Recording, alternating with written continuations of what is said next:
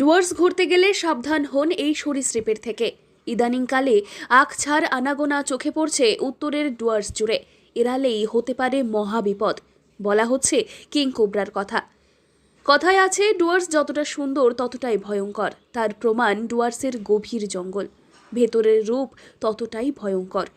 ডুয়ার্সের জঙ্গলে যে শুধুই জঙ্গলি হাতি, গন্ডার, বাঘ এসব বন্যপ্রাণীর আনাগোনা তা কিন্তু নয়।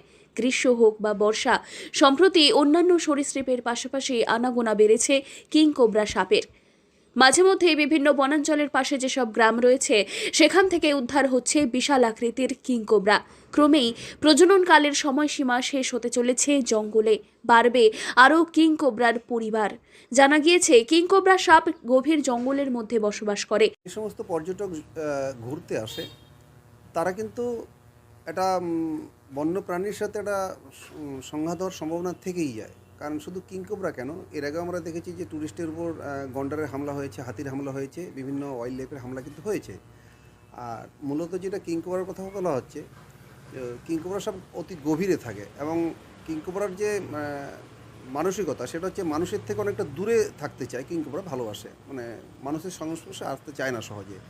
তবুও যদি পর্যটকের সামনে চলে আসে তো সেখানে পর্যটকের পাশে একটা গাইড থাকে, সে নিরাপত্তা দূরে এবং থাকতে হবে। অনেক সময় দেখা যায় যে পর্যটকরা এই কিংকোবরা সাপ যদি, কারণ কিংকোবরা সাপ একটা এমন একটা সাপ বিশ্বের মধ্যে যে কেউ মানে তাকে দেখতে পছন্দ করে বা ছবি তুলতে পছন্দ করে। যদি কাছাকাছি গিয়ে সেটা ছবি তোলার চেষ্টা করে, মানে সেখানে একটা দুর্ঘটনার কিন্তু সম্ভাবনা থেকেই যায়। সহজে জঙ্গল থেকে লোকালয় আসে না, কিন্তু বর্তমানে দেখা যাচ্ছে লোকালয় থেকে আখছাড় উদ্ধার হচ্ছে পৃথিবীর বিখ্যাত অন্যতম বিষাক্ত সাপ কিংকোবরা। পরিবেশ প্রেমীরা জানান, কিংকোবরার সাপ মানুষের উপরেও আক্রমণ করতে পারে। তাই এইসব আক্রমণমুখী সাপ থেকে সাবধান থাকা দরকার।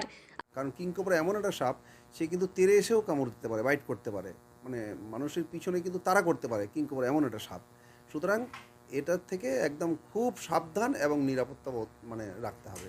কোন এলাকায় এই সাপটা বেশি দেখা যায় ডুয়ার্সে? এটা সাধারণত আমাদের গরুমারা জঙ্গলে এবং ডুয়ার্সের বিভিন্ন জায়গায়, যেমন আমরা এই অবধি যে টিলাবাড়ি জঙ্গল থেকে গরুমারার লাগোয়া যে বস্তিগুলো, রামসাই, লাটাগুড়ি, বিভিন্ন জায়গায় যে লোকালয়ে চলে আসছে সাপগুলো, সেগুলো আমরা রেস্কিউ করছি।